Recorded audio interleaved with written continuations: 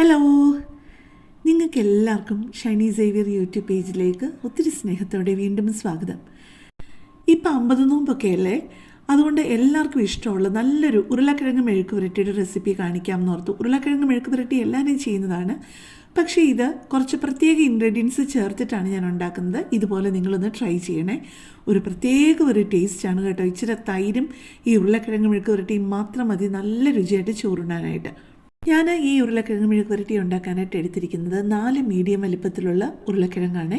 ഞാൻ സാധാരണ രീതിയിൽ ഉരുളക്കിഴങ്ങ് മെഴുക്ക് പുരട്ടി ഉണ്ടാക്കുമ്പം നീളത്തിലാണ് മുറിക്കുന്നത്, പക്ഷേ ഇത് എനിക്കിഷ്ടം ക്യൂബായിട്ട് മുറിക്കുന്നതാണ് കേട്ടോ. ഇങ്ങനെ ഉണ്ടാക്കുമ്പോൾ അതിന് വേണ്ടിയിട്ട് 2 ടീസ്പൂൺ ലെവലായിട്ട് കാശ്മീരി ചില്ലി പൗഡറും 1/4 ടീസ്പൂൺ മഞ്ഞൾപ്പൊടിയും 1 ടീസ്പൂൺ കുരുമുളകും 3/4 ടീസ്പൂൺ ലെവലായിട്ട് ഉപ്പും 2 ടേബിൾ സ്പൂൺ കോക്കനട്ട് ഓയിലുമാണ് ഇതിലോട്ട് ഒഴിച്ച് കൊടുത്തിരിക്കുന്നത്. പിന്നെ നമ്മൾ ചേർക്കുന്നത് വലിയൊരു സവാള 4 മുറിച്ചിട്ട് അരിഞ്ഞതും കൂടെ അതിൻ്റെ കൂട്ടത്തിലിട്ടിട്ട് എല്ലാം കൂടെ നന്നായിട്ടൊന്ന് ഇളക്കി കൊടുക്കുകയാണ് കേട്ടോ. നമ്മൾ ഇച്ചിരി പോലും വെള്ളം ഒഴിച്ച് കൊടുക്കുന്നില്ല. പിന്നെ നമ്മൾ കഴുകി എടുത്തപ്പോൾ ഒരു വളരെ ചെറിയൊരു വെള്ളത്തിൻ്റെ മയം കാണുമല്ലോ, അത് മാത്രമേ ഉള്ളൂ. ആ കഴുകി എടുത്തപ്പോൾ ഉള്ള ആ ഒരു വെള്ളമയം മാത്രമേ ഉള്ളൂ ഇതിലിപ്പോൾ ഉള്ളത്. ഇതെല്ലാം കൂടെ നന്നായിട്ടൊന്ന് ഇളക്കി യോജിപ്പിച്ചിട്ട് ഇതെല്ലാം കൂടെ ഇതുപോലെ ആ പാത്രത്തിന് നടുക്കോട്ടൊന്ന് കൂട്ടി വെച്ചിട്ട് നമുക്ക് മൂടി വെച്ചിട്ട് ഒരു മീഡിയം ഫ്ലെയിമിലാണ് കുക്ക് ചെയ്യേണ്ടത്. ആദ്യത്തെ കുറച്ച് നേരം നല്ല ഫ്ലെയിമിൽ വെക്കണം. എന്നിട്ട് ആ പാത്രവും ആ കിഴങ്ങൊക്കെ ഒന്ന് ചൂടായി വരുമ്പോഴേക്ക് പിന്നെ ലോ ഫ്ലെയിമിലും മീഡിയം ഫ്ലെയിമിലുമായിട്ട് മാറി മാറി ഇട്ട് വേണം നമ്മൾ അത് കുക്ക് ചെയ്യാനായിട്ട് കേട്ടോ. ലോ ഫ്ലെയിമിലാണെങ്കിൽ പോലും നിങ്ങൾ ഇത് ഇടയ്ക്കിടയ്ക്ക് തുറന്നു കൊടുത്ത് ഒന്ന് ഇളക്കി കൊടുക്കാതിരിക്കരുത്. ഇപ്പം ദേ നിങ്ങൾ കണ്ടല്ലോ, അതിനകത്തുനിന്ന് ആ വീഴുന്ന ആവി വെള്ളം മാത്രം കൊണ്ട് നമുക്കിത് കുക്ക് ചെയ്യാവുന്നതേ ഉള്ളൂ. ആവിയും ആവി വെള്ളവും കൊണ്ട് ഇതുപോലെ 3-4 പ്രാവശ്യം ഒന്ന് ആ അടപ്പ് തുറന്ന് ഇളക്കി കൊടുത്ത് വീണ്ടും ഇതുപോലെ മൂടി വയ്ക്കുമ്പോഴത്തേക്ക് നമ്മളുടെ ഉരുളക്കിഴങ്ങ് മെഴുക്ക് പുരട്ടി കറക്റ്റ് ആ ഒരു വേവിലായിരിക്കും.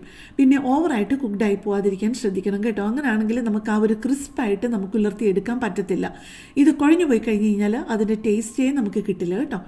അപ്പം ഞാൻ പെട്ടെന്നൊരു കാര്യം പറഞ്ഞോട്ടെ, എൻ്റെ ഈ ചാനലും എൻ്റെ ഈ വീഡിയോയും ഒക്കെ ആദ്യമായിട്ട് കാണുന്ന ആരെങ്കിലും ആണെന്നുണ്ടെന്നുണ്ടെങ്കിൽ എൻ്റെ ചാനലിൽ പോയി നോക്കിയാൽ ഒരുപാട് വ്യത്യസ്തമായിട്ടുള്ള റെസിപ്പികളുണ്ട്. അപ്പം നിങ്ങൾക്ക് അതൊക്കെ ഇഷ്ടപ്പെടുകയാണെന്നുണ്ടെങ്കിൽ എൻ്റെ ചാനലിൽ നിന്ന് സബ്സ്ക്രൈബ് ചെയ്യാനും തൊട്ടടുത്ത് കാണുന്ന ബെല്ലൈക്കൺ പ്രസ് ചെയ്താൽ ഓൾ എന്നുള്ള ഓപ്ഷൻ വരുമ്പം അതും കൂടെ പ്രസ് ചെയ്ത് വെച്ച് കഴിഞ്ഞാൽ നിങ്ങൾക്ക് ഞാൻ ഏത് വീഡിയോ അപ്ലോഡ് ചെയ്താലും ഉടനെ തന്നെ അതിൻ്റെ നോട്ടിഫിക്കേഷൻ കിട്ടുമേ.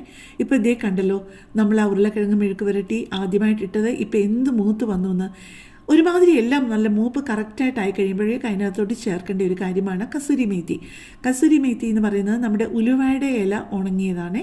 അത് എല്ലാ സൂപ്പർ മാർക്കറ്റിലും നമുക്ക് വാങ്ങിക്കാൻ കിട്ടും. അത് നമ്മുടെ കൈവെള്ളയിലിട്ട് നന്നായിട്ടൊന്ന് പൊടിച്ചിട്ട് ഇതിൻ്റെ കൂട്ടത്തിൽ ചേർക്കണേ. അതൊരു 2 ടീസ്പൂൺ വേണം കേട്ടോ. പിന്നെ ചേർത്തത് 1/2 ടീസ്പൂൺ ലെവലായിട്ട് ജീരകത്തിൻ്റെ പൊടിയുമാണ്. പെരുംജീരകത്തിൻ്റെ പൊടിയല്ല, നമ്മുടെ ചെറിയ ജീരകത്തിൻ്റെ പൊടി.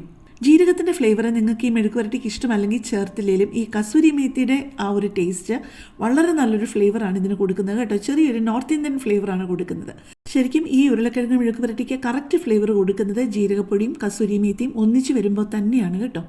അപ്പം നിങ്ങൾ ഇതുവരെ ഉണ്ടാക്കിയിട്ടില്ലെങ്കിൽ ഒരു പ്രാവശ്യമെങ്കിലും ഇതുപോലെ ഒന്ന് ട്രൈ ചെയ്യണേ. നിങ്ങൾക്ക് ഇഷ്ടപ്പെടാതിരിക്കത്തില്ല എന്നുള്ളത് ഉറപ്പാണ്.